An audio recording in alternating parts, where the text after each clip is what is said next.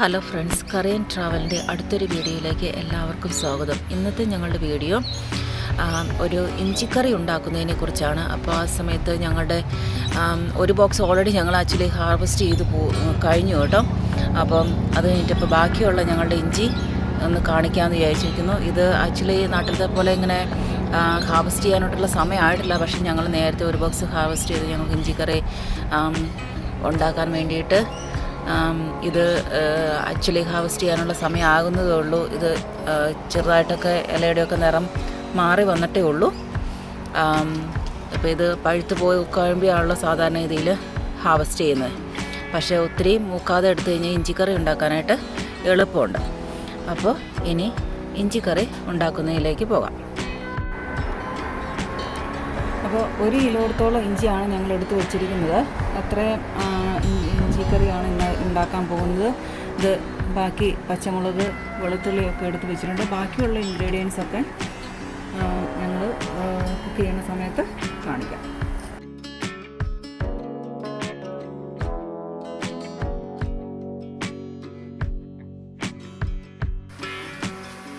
ഞങ്ങൾ ആദ്യമേ വെച്ചപ്പോൾ നമ്മൾ എണ്ണയൊന്നും ഒഴിച്ചില്ല. പക്ഷേ ഇന്ന് ഇച്ചിരി നേരം മറന്നു കഴിയുമ്പോഴത്തേക്കും ഇങ്ങനെ അടുക്കി പിടിക്കുന്നുണ്ട്. അപ്പോൾ അന്നേരം അത് ആ ഒരു സ്റ്റേജ് ആകുമ്പോഴത്തേക്ക് ഇടയ്ക്കിടയ്ക്ക് ഇച്ചിരിച്ച് എണ്ണ ഒഴിച്ചു കൊടുക്കണം.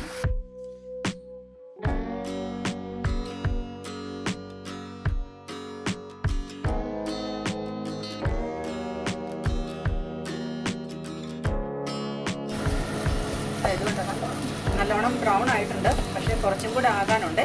ഇപ്പം അടിക്കൊന്നും പിടിക്കുന്നില്ല. ആ 4 തവണ എണ്ണ ഒഴിച്ചതല്ലാതെ പിന്നെ ഒഴിച്ചിട്ടില്ല. അടിക്ക് പിടിക്കുന്നില്ല. അതുകൊണ്ടല്ലേ ഒരു 3/4 പാത്രം ഇഞ്ചി നമ്മൾ ഗ്രേറ്റ് ചെയ്ത് വെച്ചതാണ്. ഇപ്പം അത് അതിൻ്റെ 4/1 പോലെ 4/1 ഉള്ളൂ. 4/1 അത്രയേ ഉള്ളൂ. ഇനി കുറച്ചും കൂടെ ഒന്ന് ബ്രൗൺ ആകാനുണ്ട്. എന്നിട്ട് വേണം കുറച്ചും കൂടെ കഴിയുമ്പോഴത്തേക്ക് നമ്മൾ തേങ്ങ, നമ്മൾ ഡെസിക്കേറ്റഡ് കോക്കനട്ട് ഇതിൻ്റെ കൂടെ ഇട്ട് വറക്കും. ഇഞ്ചി ഇപ്പം നല്ലോണം ബ്രൗൺ ആയിട്ടുണ്ട്. ഇതിനകത്തിട്ട് തേങ്ങ, ഇത് 1/2 കിലോയുടെ ഫൈൻ ഡെസിക്കേറ്റഡ് കോക്കനട്ടാണ്. ഇപ്പോൾ ഡെസിക്കേറ്റഡ് കോക്കനട്ട് ആയാലും കുഴപ്പമില്ല. ഇതിൻ്റെ ഒരു 3/4 ഞാൻ ചേർക്കുകയാണ് ഇതിനകത്തേക്ക്. നല്ലോണം തേങ്ങ വേണം. ഇപ്പോൾ തേങ്ങാപ്പൊടി ഇട്ടതും കൂടെ ഒരുവിധം മറന്നു വന്നിട്ടുണ്ട്. ഇപ്പോൾ ഈ സ്റ്റേജിലേക്ക് ഞാൻ ഒന്നുകൂടെ നേരത്തെ മറന്നുപോയി. ഇഞ്ചി ഹാഫ് ത്രൂ പറന്നാകുമ്പോഴത്തേക്കും തീ സിമ്മിൽ വെക്കണം കേട്ടോ. അല്ലെങ്കിൽ പെട്ടെന്ന് ഇങ്ങനെ കരിഞ്ഞു പോകാനും അടുക്കി പിടിക്കാനൊക്കെ സാധ്യത. അപ്പോൾ ഇഞ്ചി തന്നെ വറക്കുമ്പോഴും ഹാഫ് ത്രൂവിൽ സിമ്മിൽ വെക്കണം. അത് കഴിഞ്ഞിട്ട് പിന്നെ തേങ്ങ ഇട്ട് കഴിഞ്ഞ് വറുക്കാറാകുമ്പോഴത്തേക്ക് സിമ്മിൽ വെക്കണം. ഇനിയിപ്പോൾ ഇതിനകത്തേക്ക് മുളക് പൊടി ഇടുവാണ്. ഒരു 4 ടീസ്പൂൺ മുളക് പൊടി, കാശ്മീരി ചില്ലി ആഡ് ചെയ്താൽ മതി. അത് കഴിഞ്ഞിട്ട് 3/4 ടീസ്പൂൺ മഞ്ഞൾപ്പൊടി, പിന്നെ ഒരു 3/4 ടീസ്പൂൺ ഉലുവപ്പൊടി. ഇപ്പോൾ ഞാൻ സ്റ്റൗ ഓഫ് ചെയ്തു കേട്ടോ. നല്ലോണം ഡാർക്ക് ബ്രൗൺ ആയിട്ടുണ്ട്. പൊടികളും തേങ്ങയും ഇഞ്ചിയും കൂടെ നല്ലോണം വറുത്ത് നല്ല ഡാർക്ക് ബ്രൗൺ ആയിട്ടുണ്ട്. വീഡിയോയിൽ അത്രയും ആ ഡാർക്ക്നെസ് സത്യം പറഞ്ഞു കഴിഞ്ഞാൽ കാണുന്നില്ല എന്നാണ് എനിക്ക് തോന്നുന്നത്. ഇത് ആക്ച്വലി വീഡിയോയിൽ കാണുന്നതിനേക്കാൾ നല്ലോണം നല്ല ഡാർക്കായിട്ടുണ്ട്. ഇനി ഇത് ഒന്ന് തണുത്ത് കഴിഞ്ഞിട്ട് ഇത് മിക്സിയിൽ ഇനി അരച്ചെടുക്കണം. ഇപ്പോൾ സ്റ്റൗ പിന്നെ ഓൺ ചെയ്ത് നമ്മളൊരു 10 ടേബിൾ സ്പൂൺ ഒലിവ് ഓയിൽ ഒഴിച്ചിട്ടുണ്ട്. ചത്ര ഒഴിക്കാൻ തന്നെ നമുക്ക് ആ വെളുത്തുള്ളി നല്ലോണം വഴച്ചെടുക്കണം. അതിനാണ് പാത്രത്തിൻ്റെ ഇത്. ഇനി നമുക്ക് നമ്മുടെ അതിനകത്തേക്ക് കടുകിടാൻ പോവുകയാണ്. Usual procedure. അതിന് കടുക് പൊട്ടിട്ട് കഴിയുമ്പോഴത്തേക്കും നമ്മളത് ഈ വെളുത്തുള്ളിയും പച്ചമുളകും കൂടെ അരിഞ്ഞത് അതിനകത്തേക്ക് ഇടുകയാണ്. നല്ല ഫൈനായിട്ട് അരിഞ്ഞേക്കണം. ഓരോരുത്തരും ചെയ്യുന്ന രീതികളിൽ വ്യത്യാസമുണ്ട് കേട്ടോ. പേഴ്സണൽ ചോയ്സസ് പല സ്റ്റേജുകളിലുണ്ട്. ഇത് ഇടുക കഴിഞ്ഞാൽ എനിക്ക് ഈ ഇഞ്ചിക്കറിയിൽ ഈ ഫൈനായിട്ട് അരിഞ്ഞിരിക്കുന്ന വെളുത്തുള്ളി ഇങ്ങനെ കിടക്കുന്നത് എനിക്ക് ഭയങ്കര ഇഷ്ടമാണ്. അപ്പോൾ ചിലർക്ക് വേണമെങ്കിൽ വെളുത്തുള്ളി കൂടെ വറക്കുന്ന സ്റ്റേജ് ഉണ്ടാക്കുന്നവരുണ്ട്. അതൊക്കെ എല്ലാം പല സ്റ്റേജ് പേഴ്സണൽ ചോയ്സസ് ഉണ്ട്. അതുപോലെ നമ്മുടെ കാന്താരി അല്ലെങ്കിൽ പച്ചമുളക് ഇങ്ങനെ ചെറുതായിട്ട് അരിഞ്ഞ് ഇടുന്നത് അതിനകത്ത് കിടക്കുമ്പോൾ ഒരു പ്രത്യേകത. അതാണ് എനിക്ക് ഇഷ്ടം. പിന്നെ പച്ചമുളക് ചേർക്കാത്ത ആൾക്കാർ കാണുമായിരിക്കും. കാരണം ഇത് നമ്മൾ ചില്ലി പൗഡർ ചേർക്കുന്നുണ്ട്. ഇത് നന്നായിട്ട് ഗോൾഡൻ ബ്രൗണിൽ വറുത്തെടുക്കണം. ഞാനിപ്പോൾ കുറച്ച് ഉപ്പ് ചേർത്ത് കൊടുക്കുകയാണ്. അത് ഉപ്പെല്ലാം എല്ലാവരുടെയും ആവശ്യത്തിനനുസരിച്ചാണ്. ഇത്രയും ഉള്ളതുകൊണ്ട് ഞാൻ ഇച്ചിരി നന്നായിട്ട് ഇടുന്നുണ്ട്. പിന്നെ അതെല്ലാം ഇടയ്ക്ക് കഴിയുമ്പോൾ നമ്മൾ ടേസ്റ്റ് നോക്കിയിട്ട് പിന്നെ നമ്മൾ കറിവേപ്പില ആദ്യമേ ഇടാതിരുന്നതെന്ന് വെച്ച് കഴിഞ്ഞാൽ അത് പൊട്ടിത്തെറിക്കാതിരിക്കാൻ വേണ്ടിയിട്ടാണ്. ഇപ്പോൾ കറിവേപ്പില ഇടുവാണ്. കറിവേപ്പിലൊക്കെ നമ്മുടെ പറമ്പിൽ ഇത് ഇഷ്ടംപോലെ നട്ട് വളർത്തിയിട്ടുണ്ട്. അതുകൊണ്ട് എല്ലാ കറിയിലും ഇഷ്ടംപോലെ കറിവേപ്പിലയാണ് ഇടുന്നത്. ഇതൊക്കെ എല്ലാവരുടെയും ആവശ്യത്തിനനുസരിച്ച് ഇടും. ഞാനൊരു നാല് നല്ല നീളത്തിലുള്ള കറിവേപ്പില ഇട്ടിട്ടുണ്ട്. ഇത് നമ്മൾ എല്ലാം കൂടെ നല്ലോണം വറുത്തെടുക്കണം. അത് വേണ്ടിയാണ് ഉച്ചയോടെ കഴിയുമ്പോൾ പച്ചമുളക് ഇടാനുണ്ട്. നല്ല ഗോൾഡൻ ബ്രൗൺ ആയിട്ടുണ്ട്. ഇതിനകത്തേക്ക് പച്ചമുളക് ഇടുവാണ്. അത് കരിഞ്ഞു പോകാതിരിക്കാനാണ് നേരത്തെ എണ്ണയിലേക്ക് ഡയറക്റ്റ് ഇടാതിരുന്നത്. അപ്പോൾ ഏത് സ്റ്റേജിലാണെങ്കിലും നമ്മൾ ചേർത്ത് കൊടുത്താൽ മതി. ഇപ്പം നല്ല ഇതായിട്ടുണ്ട്.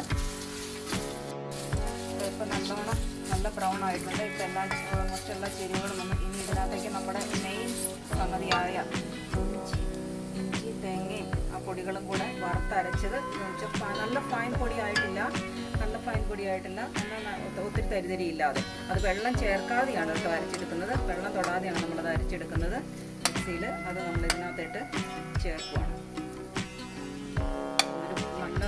ഒരു പ്ലേറ്റ് നിറയെ ഉണ്ടായിരുന്നു കേട്ടോ. ഇനി അത് ഇളക്കി കൊടുക്കുക. ഇപ്പോൾ ഇത് നന്നായിട്ട് ഇളക്കി അതിനകത്തായിട്ട് ഇനി ഒരു 100 ഗ്രാം ശർക്കര കലക്കി അരിച്ചെടുത്ത്, നമുക്ക് അതിനകത്ത് എന്തെങ്കിലും പൊടിയോ കാര്യങ്ങളൊക്കെ നമ്മൾ കടയിൽ നിന്ന് വാങ്ങിക്കുമ്പോൾ കട്ട ശർക്കര ആയിരുന്നു, അത് കലക്കി അരിച്ചെടുത്തത് 100 ഗ്രാം അത് ഇതിനകത്തേക്ക് ചേർക്കുവാണ്. പിന്നെ അത് നല്ല ചൂടുവെള്ളത്തിലാണ് കേട്ടോ അത്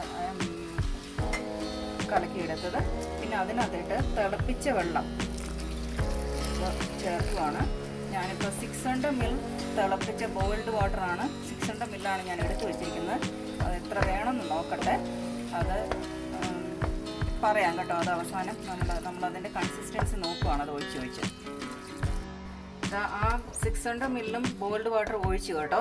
അപ്പോൾ ഈ പരുവത്തിന് നമ്മൾ കുക്ക് ചെയ്ത് കഴിയുമ്പോൾ നമ്മൾ ഇരുന്നാലാണ്, ഇത് തണുത്ത് കഴിയുമ്പോഴത്തേക്കും ഇച്ചിരി ഒരു പേസ്റ്റ് പരുവത്തിലിരുന്നാലേ ഇഞ്ചിക്കറി ഒരു പെർഫെക്റ്റ് ഇതുള്ളൂ. നമ്മൾ കട്ടിയാകരുത്, ഒത്തിരി വെള്ളം ആകരുത്, പക്ഷെ ഒത്തിരി കട്ടിയായി പോവുകയും ചെയ്യരുത്. ഇങ്ങനെ ഒരു കൺസിസ്റ്റൻസിയിൽ ഇരുന്നാലേ നമുക്ക് തണുത്ത് കഴിയുമ്പോഴത്തേക്ക് നമുക്കത് കുപ്പിയിലാക്കി വെക്കാനും അത് ഒരു ഇച്ചിരി ഒരു പേസ്റ്റ് പരുവത്തിലിരുന്നാലേ ഉള്ളൂ. ഇനി ഇതിനകത്തായിട്ട് ഒരു ഇൻഗ്രീഡിയൻറ്റും കൂടെ ചേർക്കാനുണ്ട്, ടാമറിൻ്റെ പേസ്റ്റ് കേട്ടോ. ആ ശർക്കരയുടെയും ടാമറിൻ്റെയും കൂടെ ടേസ്റ്റ് വരുമ്പോഴാണ് ഇത് നല്ല ഇതാവുന്നത്.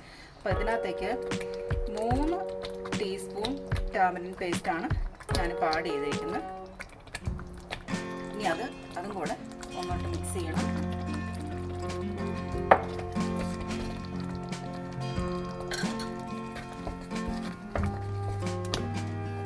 ലാസ്റ്റ് ആൻഡ് ഫൈനൽ ഇൻഗ്രീഡിയൻറ്റും കൂടെ ഇതിനകത്തേക്ക് വരാനുണ്ട്.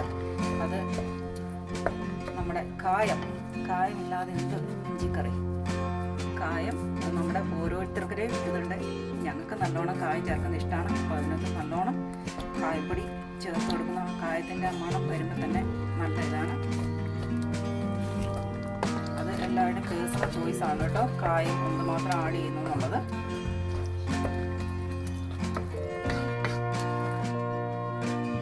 ഇപ്പോൾ എല്ലാം കഴിഞ്ഞിട്ടുണ്ട് കേട്ടോ.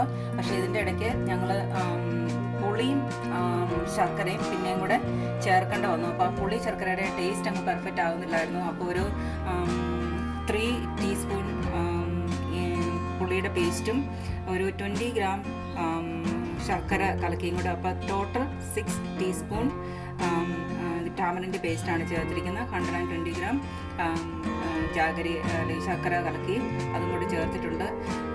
പിന്നെ ഇപ്പോൾ എല്ലാം കഴിഞ്ഞു. ഈ കൺസിസ്റ്റൻസി കണ്ടോ, ഇത് ഇപ്പോൾ നല്ലൊരു പേസ്റ്റ് പരുവത്തിലാണ് ഇരിക്കുന്നത്. ഇത് തണുക്കുമ്പോഴത്തേക്കും കുറച്ചും കൂടെ കട്ടയാകും.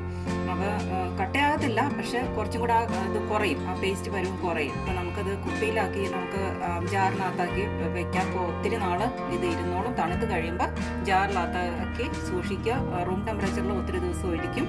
പിന്നെ hope you have enjoyed our video. പറയണമെന്ന് വിചാരിച്ച് മറന്നുപോയി നേരത്തെ. നിങ്ങൾ ആദ്യമായിട്ടാണ് ഞങ്ങളുടെ വീഡിയോ കാണുന്നതെങ്കിൽ please like, share and subscribe. ആ ബെല്ലൈക്കണുകളോട് ഒന്ന് ക്ലിക്ക് ചെയ്യാൻ മറക്കല്ലേ. അപ്പോൾ ഞങ്ങളുടെ വീഡിയോസ് ഞങ്ങൾ അപ്ലോഡ് ചെയ്യുമ്പോൾ അതിൻ്റെ നോട്ടിഫിക്കേഷൻ നിങ്ങൾക്ക് വരുന്നതായിരിക്കും. നിങ്ങളുടെ വീഡിയോ ഇഷ്ടപ്പെട്ട് കാണുമെന്ന് വിചാരിക്കുന്നു. Thank you for watching.